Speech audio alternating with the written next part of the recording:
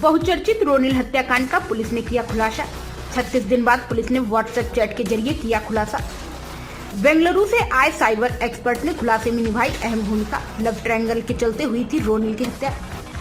कानपुर के बहुचर्चित रोनिल हत्याकांड का 36वें दिन बाद कमिश्नरेट पुलिस ने खुलासा कर दिया है। लव ट्रायंगल के चलते रोनिल की हत्या का खुलासा किया गया है।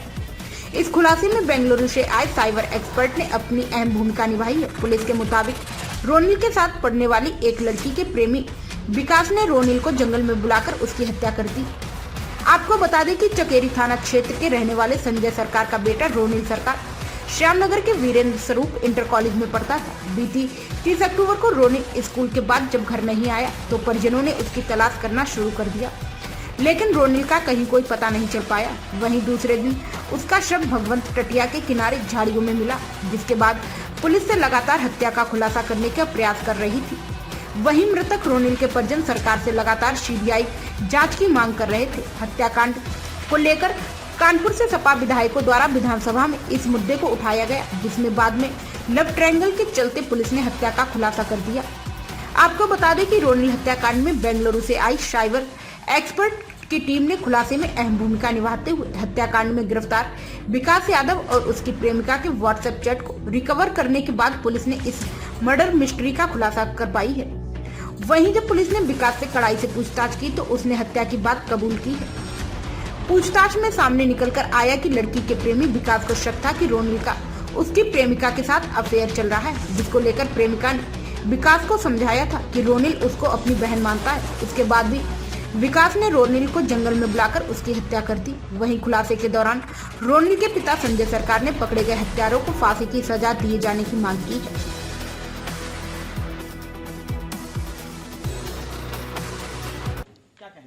अभी तक जो इन्वेस्टिगेशन हुई और इन्वेस्टिगेशन में मैं खुद सामने मौजूद रहा, जो उसने बातें कही है और घुमाने की कोशिश की हुई, क्रॉस इंटरप्रिटेशन हुआ है, लड़के का अलग हुआ, लड़की का अलग हुआ, तो उन सब बातों से जो उसने बातें बताई है उससे तो हमारा तो अभी जो लाइन ऑफ एक्शन बिल्कुल परफेक्ट लग रहा है। आप क्या चाहते हैं कि ऐसे जिन्होंने इस तरह का अपराध किया उन्हें क्या सजा मिलनी चाहिए? सर, फांसी से कम कोई सज़ा नहीं होनी चाहिए और दूसरा कोएड एजुकेशन जो है वो बंद हो जाना चाहिए, क्योंकि जब भाई बहन के संबंध को लोग गलत निगाह से देखते हैं तो ये घोर कलयुग आ गया है। नहीं, पुलिस पूरी मेहनत कर रही है, पुलिस के हम बहुत बड़े शुक्रगुजार हैं और बल्कि मैंने साथ रह के जो इनको टेक्निकल फॉल्ट आ रही थी या जो चीज़ आ रही थी वो मैंने 2 दिन रह के मैंने वो सारी चीज़ समझ ली।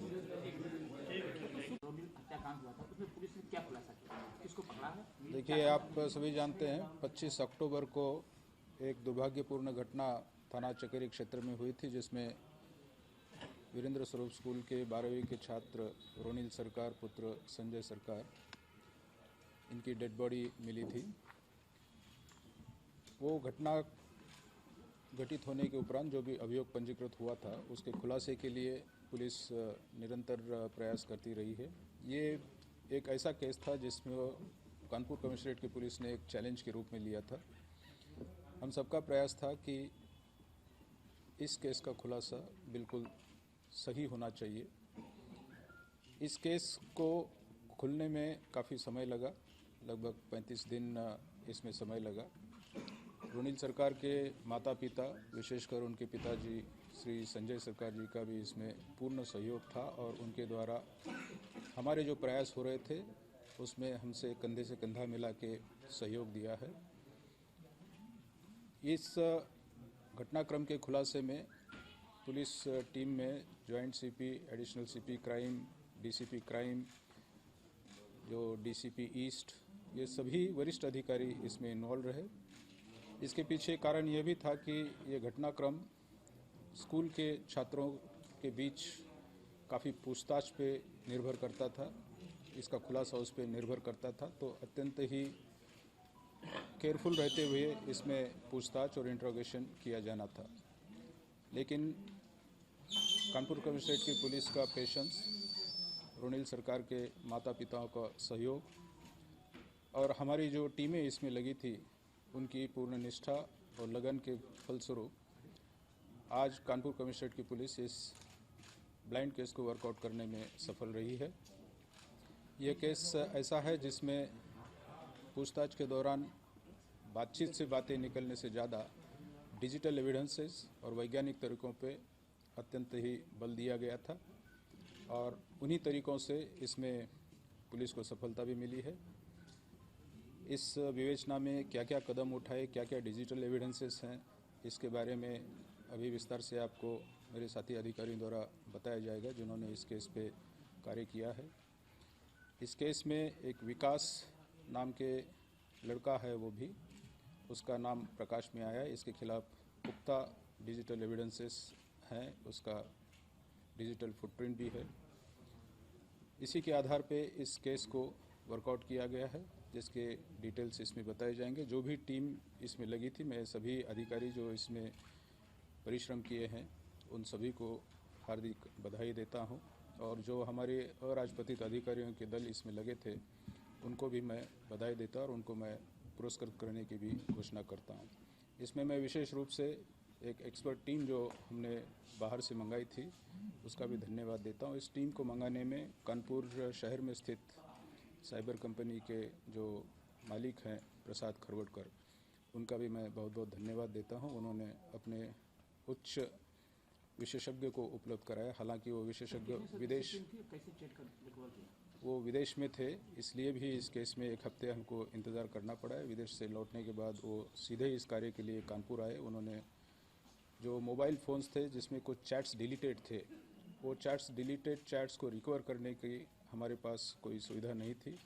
उन्होंने इस पर अथक परिश्रम करके वो चैट्स रिकवर किए हैं। अभी भी कुछ कन्वर्सेशंस है जो फुल्ली रिकवर नहीं हुए हैं, उस पर वही एक्सपर्ट टीम काम कर रही है, कुछ सॉफ्टवेयर्स प्रोक्योर कर रही है। उसके आधार पे विवेचना प्रचलित रहेगी और भी एविडेंसेस इसमें जुटाए जाएंगे। मूल कारण क्या है कि हत्या जो ये अभी आपको मोटिव, जो इस घटना के पीछे मोटिव था, घटनाक्रम था, जो अभी प्रकाश में आया है, उसका पास्ट कंडक्ट और घटना के दिन के आसपास का उसका कंडक्ट, इसके संबंध में जो भी एविडेंसेस हमारे पास हैं वो सभी आपको विस्तृत रूप से बताए जाएंगे। जॉइंट सीपी साहब से मैं अनुरोध करूंगा कि ये विवेचना के डिटेल्स इनको प्रदान करें।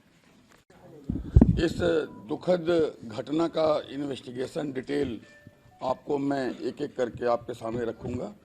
31 तारीख को ये दुखद घटना हम सभी के सामने प्रकाश में आई और घटना की सूचना मिलने के बाद सबसे पहले पीआरवी वहाँ पे पहुँची, पीआरवी के बाद चौकी प्रभारी पहुँचे, चौकी प्रभारी के बाद फॉरेंसिक टीम पहुँची, परिवार के सदस्य तो पहुँचे ही थे और साथ में आसपास के लोग पहुँचे। हमने पूरे घटनाक्रम को समझने के लिए सीन ऑफ क्राइम को माइन्यूटली एग्जामिन किया और हमने जो डिजीज की बॉडी थी उसको हमने केयरफुली एग्जामिन किया। आफ्टर केयरफुल एग्जामिनेशन हमने कई ऐसे सिम्टम्स थे जिसको नोट किया और नोट डाउन करके हमने विवेचना को आगे बढ़ाया। क्योंकि वो प्लेस ऑफ ऑकरेंस एक शहर के बीचों बीच में सेमी फॉरेस्ट एरिया जैसा है जो कि रेलवे ट्रैक के किनारे है और आप सभी पत्रकार बंधुओं ने उसे देखा है। तो हमने वहाँ पे माइन्यूटली एग्जामिन किया और हमने पाया कि उसका एक एग्जिट जीटी रोड की तरफ है, दूसरा रेलवे ट्रैक की तरफ है, एक उसका तीसरा भी एरिया ऑफ मूवमेंट है जो कि घटना स्थल से दाहिनी तरफ जाता है और जो जाकर के आगे एक गांव की तरफ चला जाता है। हमने सारे तथ्यों को वहां पे माइन्यूटली एग्जामिन किया, वहां के टावर के डंप को हमने कलेक्ट किया। चूँकि वो रेलवे ट्रैक है और वहाँ से ट्रेन आती जाती है, इसलिए data analysis and data purification हमारे लिए बड़ा चैलेंज था, हमने उसको किया। हमने डेटा प्योरिफिकेशन के बाद हमने अपने आप को लिमिटेड टारगेट के ऊपर कॉन्सेंट्रेट किया और मीनवाइल हमने डिजीज के ऊपर, चूँकि जो हम लड़का जिसकी दुखद मृत्यु हो गई रोनिल, उसके पिता भी बगल में बैठे हैं, इनका बड़ा सहयोग रहा। इन्होंने जो भी टूल्स थे, जो इक्विपमेंट थे, अगर हम ये कहें कि हमसे ज़्यादा परिश्रम इन्होंने किया तो इन्होंने बहुत ही चीज़ें जो है समय के साथ मुहैया कराते गए और हम जितने भी टूल इक्विपमेंट्स थे, लैपटॉप थे, पेन ड्राइव थे, सीडी थे, हार्ड डिस्क थे, मोबाइल था, उसका एनालिसिस, एग्जामिनेशन और जितने भी तरह के सोशल मीडिया प्लेटफॉर्म थे, स्नैपचैट था, व्हाट्सएप के ऊपर हुआ चैट था, इंस्टाग्राम के ऊपर हुआ चैट था, रेगुलर कॉल्स थी, व्हाट्सएप कॉल्स थी, डाटा का यूज था, हमने सारी चीज़ों को माइन्यूटली देखा और हमने एग्जामिन किया। हमने उस फॉरेस्ट एरिया के ऊपर जो जिस टावर का क्षेत्र था उस टावर को हमने देखा, उसके नोट्स को देखे, उसके हमने डिफरेंट नोट्स को एग्जामिन किया और साथ में हमने अलग अलग टावरों की ओवरलैपिंग को भी एग्जामिन किया। हमने देखा कि 1:34 पर जो हमारा टारगेट है वो उस एरिया में पहुंचता है और उसके बाद 2:32 से 2:35 के बीच उस एरिया को छोड़ देता है। हमने ये भी देखा कि अंतिम सीसीटीवी कैमरे में रोनिल जहां पे दिखाई देता है वो 2:08 के आसपास है। हम प्लस माइनस 2-3 मिनट का वेरिएशन लेते हैं और हम ये मान के चलते हैं कि प्लेस ऑफ ऑकरेंस तक पहुंचने के लिए उसको 5 से 6 मिनट का और समय चाहिए होगा, जहां पे लास्टली वो कैमरे में कैप्चर्ड होता है। हमने प्लेस ऑफ ऑकरेंस की मैपिंग की और डिजिटल मैपिंग करने से हमें जो पिक्चर वहाँ पे रिकन्स्ट्रक्ट होती हुई दिखाई दी उसे हमने नोट डाउन किया। हमने यहाँ पे सीन ऑफ क्राइम का रिक्रिएशन जो कि एक मजिस्ट्रेट की मौजूदगी में हमें करना है, हमने इस कार्यवाही को भी करने का काम किया है। इसमें थोड़ा बहुत काम और है वो हम कर रहे हैं। इसके अलावा हमने जीरोइंग की और ये जीरोइंग हमने एक तरह से अगर आप कहें तो इस पूरी जीरोइंग को हमने एक प्रोसेस के तहत किया कि जो चीज़ें हमारे लिए आवश्यक नहीं है उसको हटाते जाओ, प्रोसेस ऑफ एलिमिनेशन। और प्रोसेस ऑफ एलिमिनेशन के थ्रू हमने लास्टली जा कर के 4-5 लड़कों के ऊपर हम कॉन्सेंट्रेट हुए कि ये 4-5 लोग हैं, ये 2-3 लड़कियां हैं, ये 4-5 लड़के हैं जिनके ऊपर हमें कॉन्सेंट्रेट होना है। और उनके ऊपर कॉन्सेंट्रेट करते हुए हमारी क्राइम ब्रांच की टीम ने, हमारे डीसीपी क्राइम ने अथक परिश्रम करके लगातार उनका एग्जामिनेशन किया और लगातार examination one after another examination के बाद हम धीरे धीरे हम इस चीज पे आए कि now we have to concentrate upon only 2 and process of elimination के बाद हम इन 2 पे कॉन्सेंट्रेट किए। 2 पे कॉन्सेंट्रेट करने के बाद हमने धीरे धीरे साइकोलॉजिकली चीज़ों को जितना भी हम, चूँकि ये स्टूडेंट्स के बीच का मामला है इसलिए ये सिचुएशन थोड़ी सी हमारे लिए टफ थी और पूछताछ करने का तरीका हमारे लिए बड़ा ही अगर कहे तो टफ था। हमने प्रोसेस ऑफ एलिमिनेशन के बाद केयरफुल साइकोलॉजिकल जो हमारा प्रयास था, मनोवैज्ञानिक प्रयास, उसको करते हुए हमने इस चीज़ को समझा कि एक जुवेनाइल गर्ल है, हम उसका नाम यहाँ पे नहीं लेंगे और लेना उचित भी नहीं होगा और आप सभी बंधुओं से हमारा आग्रह भी है कि उसे प्रकाश में न लाएं।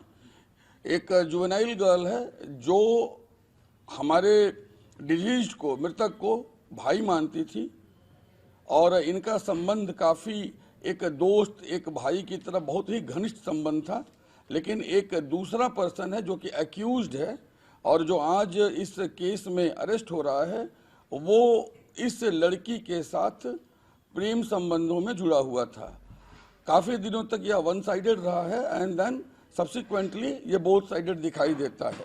यहाँ पे जून के महीने में, मई के महीने में भी हेट्रेट की सिचुएशन आई है और वो टेक्निकल हमें एविडेंसेज जो है इसको कोरोबरेट करते हैं। 18 मई के बाद रोनिल के साथ उस जुवेनाइल गर्ल के नंबर ऑफ कॉल्स अचानक डिक्लाइन होते हैं, जबकि at the same time accused के कॉल तेजी से आगे बढ़ते हैं 10 दिनों के गैप के बाद।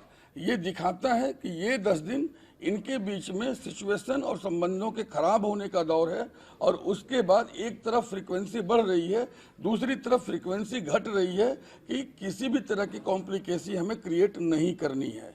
सब्सिक्वेंटली फिर अक्टूबर में ये चीज़ दिखाई देती है। 21 अक्टूबर को हमें एक सिम्टम और दिखता है कि रोनिल ने लड़की को ब्लॉक कर दिया है और उसके ठीक पहले एक टेक्निकल, नॉन टेक्निकल इंटेलिजेंस जो कि हमें छात्रों के बीच से मिला था कि एक लड़की के विषय पर कुछ लड़कों में मारपीट हुई थी।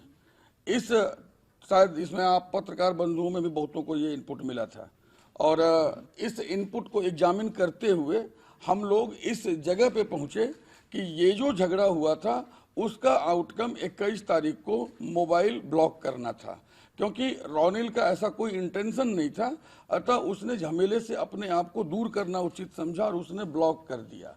ये कल्मिनेट करता है 31 तारीख को इस घटना के रूप में। उस दिन इनको रोनिल को वहां पे पहुंचना था, ये प्री प्लान्ड था कि रोनिल वहां पहुंचेंगे और ये सारे सीसीटीवी फुटेजेज में दिखाई देता है। हमने सभी सीसीटीवी फुटेज को खंगाला और हमने देखा कि वो खुद चला जा रहा है।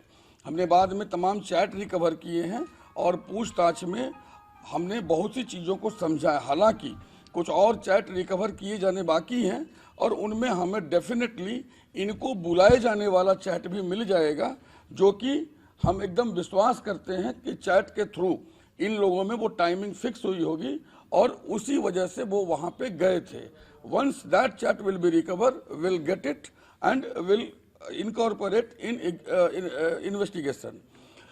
यहाँ पे जैसा कि हमने अंतिम सीसीटीवी कैमरे में देखा है, रोनिल वहाँ पे दिखाई देता है 2:08 के आसपास और उसके बाद रोनिल वहाँ पहुँचता है 2:13 से 2:15 के बीच में और 1:34 के बाद, जैसा मैंने पहले भी कहा, 1:32 1:34 ये डेटा और वॉइस कॉल में फ्लक्चुएशन है दोनों के टाइमिंग में।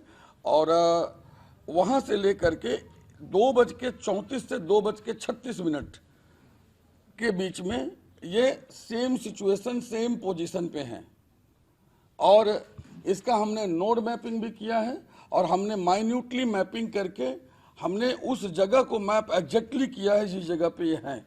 इसके लिए काफ़ी टेक्निकल एक्सपर्टीज की ज़रूरत पड़ी थी और उस टेक्निकल एक्सपर्टीज को जो टीम आई है उसकी मदद से भी हमने पूरा किया है। हालांकि कुछ सॉफ्टवेयर, जैसा कि सर ने अभी आप लोगों को बताया कि सॉफ्टवेयर की अनअवेलेबिलिटी की वजह से और वो सॉफ्टवेयर उनको फॉरेन से लेना पड़ रहा है, उसके लिए तमाम प्रोसेसेस हैं और उस प्रोसेस के तहत वो सॉफ्टवेयर मुझे लगता है 1-2 दिन में उन कंपनी को मिल जाएगा। उसके बाद जो बचे हुए चैट हैं वो भी रिकवर हो जाएंगे। वहाँ पे भीतर स्कफल होता है और स्कफल होते समय उसका गला दबा दिया जाता है, जैसा कि हमारे पीएम रिपोर्ट में भी है।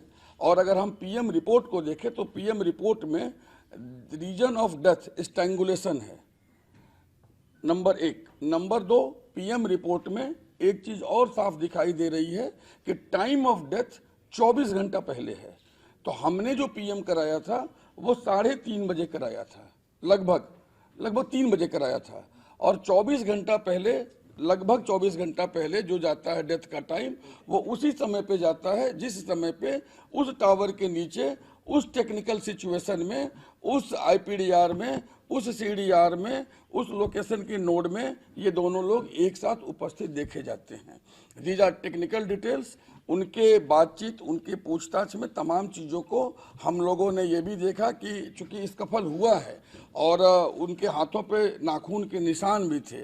इस लड़के का नाखून पहले बड़ा बड़ा रखता था लेकिन बाद में इसने नाखून कटवा दिया था।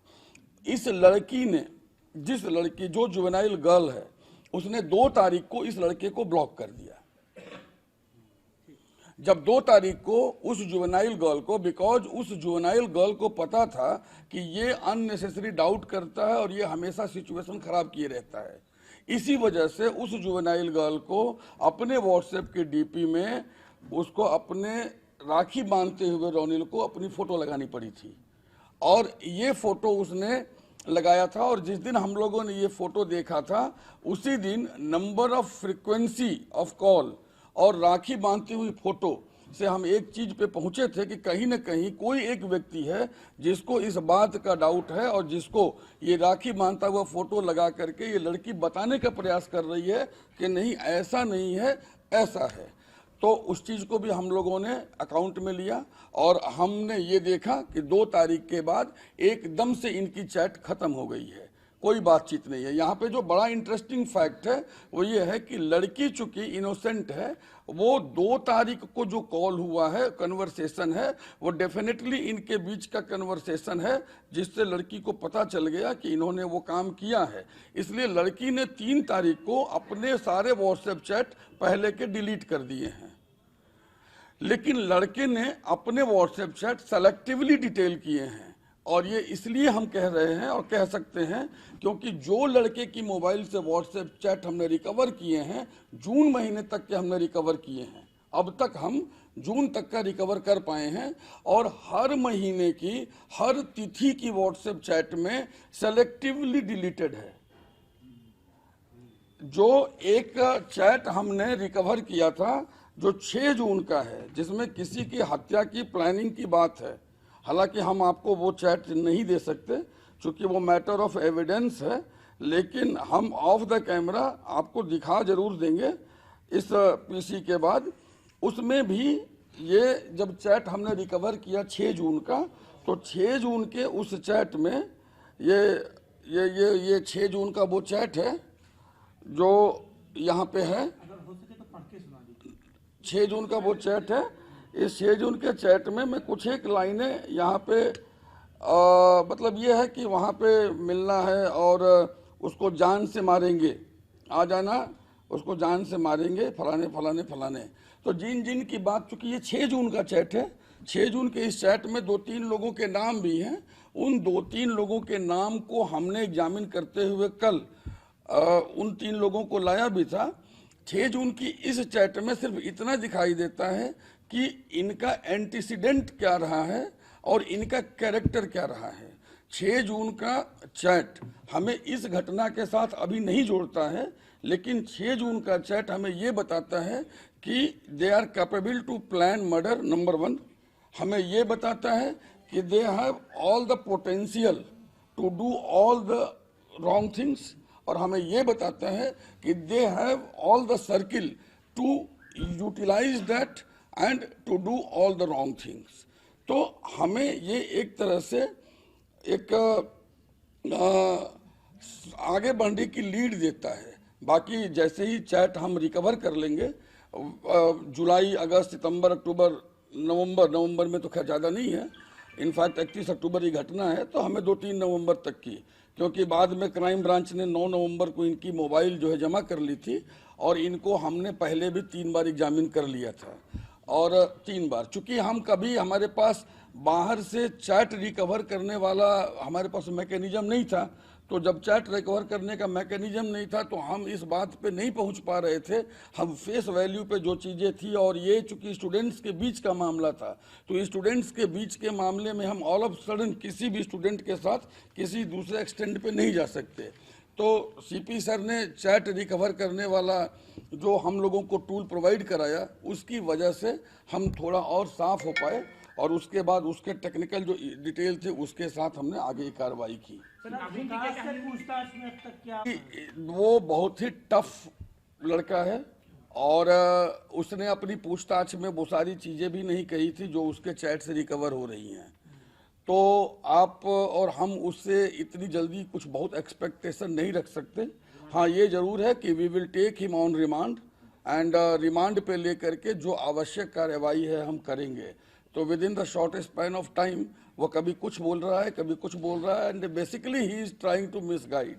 तो बिकॉज वो 3 बार बातचीत करके उसे छोड़ दिया गया था, तो उसको स्टिल फेथ है कि वो फेस वैल्यू पे गलत चीज़ें बोलता रहेगा, तो उसे हम छोड़ देंगे। हालांकि सारी टेक्निकल एविडेंसेस, सारी चीज़ें, उसके अपने परस्पर कनेक्शंस, उसका वहाँ होना, उस घटना स्थल के टावर में होना, घटना के तुरंत बाद वहाँ से निकल जाना। अगर एक व्यक्ति घटना नहीं करता है तो ये कोई इंसिडेंस नहीं है कि वो तुरंत बाद वहाँ से निकल जाएगा। हालांकि उसने बातचीत में इतना तो एक्सेप्ट किया था कि वहाँ पे वो गया था, उससे उसकी हाथापाई झगड़ा हुआ था, लेकिन सारी डिटेल्स को वो ओपन अप करने को अभी भी रेडी नहीं है। Still we need time to investigate, and जैसे चैट रिकवर होता है विल इन्वेस्टिगेट इट। जब वो पॉलिटेक्निक किए हुए हैं, तो 6 जून का चैट विकास यादव के मोबाइल से रिकवर हुआ है। विकास यादव के सहयोगी हैं 2-3 लोग जिनको कल लाके हमने एग्जामिन किया था। Since these things are under investigation, तो will not disclose name of all those, and अभी तक वो यहाँ पे अक्टूबर में रिलेट नहीं हो रहे हैं, लेकिन 6 जून के पूरे उस चैट के इंसिडेंट को हमने उन सभी लोगों को, उन्होंने जिसको भेजा उसको भी हम कल ले आए थे, और उसमें 2-3 नाम और हैं, हम उनको भी ले आए थे। जो लड़की है, इसको क्या पता चल चुका था कि विकास ने उसको मर्डर किया? 2 तारीख को लड़की ने उनको ब्लॉक किया है। संभावना है 2 तारीख को लड़की ने लड़के को ब्लॉक कर दिया और लड़की ने अपने सारे चैट डिलीट कर दिए। क्यों पूछा है लड़की से, ऐसा उसने क्यों किया? She juvenile, she is not speaking civil speak. वो चैट रिकवर होने पे सिविल स्पीक। अच्छा, दूसरी चीज ये नाखून वाला क्या कहानी है? कातिल का जो लड़का है वहां पे हाथ में फोरेंसिक टीम ने ऑब्जर्व किया था कि थोड़ा सा नाखून के निशान थे। तो ऑब्वियसली आप अगर किसी को करोगे तो कोई अपने हाथ से करेगा, कोई रोकेगा, तो वो सिम्टम्स होते हैं। तो हमने उस चीज को भी एग्जामिन किया है और उस चीज को भी इन अकाउंट इन्वेस्टिगेशन के अकाउंट में लिया। तो कातिल से क्या जुड़ा उसका नाखून? नहीं, वो इनके नाखून हुआ करते थे, बताइए क्या उसका विकास ये नाखून रखते थे। नाखून पहले रखते थे, बाद में काटा? ये पूरी अभी काट रखे हैं, अभी काट रखे हैं। ये किधर से आया है और किधर गया है, कुछ इस बात को लेके क्या करना है? वो सारा कुछ जो है क्लियर है। वो वहाँ घटना के बाद महाराजपुर साइड में जीटी रोड से होके गया है पीछे से, और वो आया भी उधर से ही है।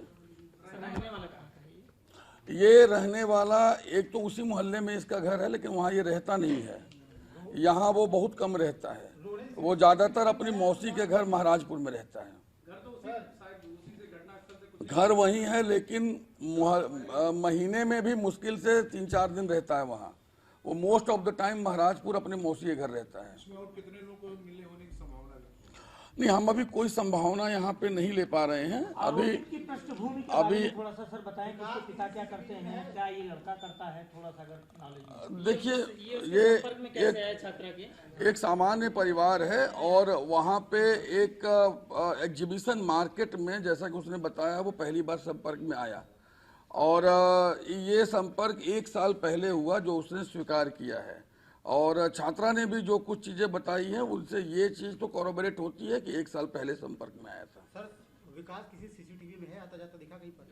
नहीं, विकास जीटी रोड की साइड से एंट्री किया है और सीसीटीवी कैमरे का जो अप्रोच है वो अगर हम मोहल्ले की साइड से इधर से आएंगे तो आखिरी कैमरे तक है।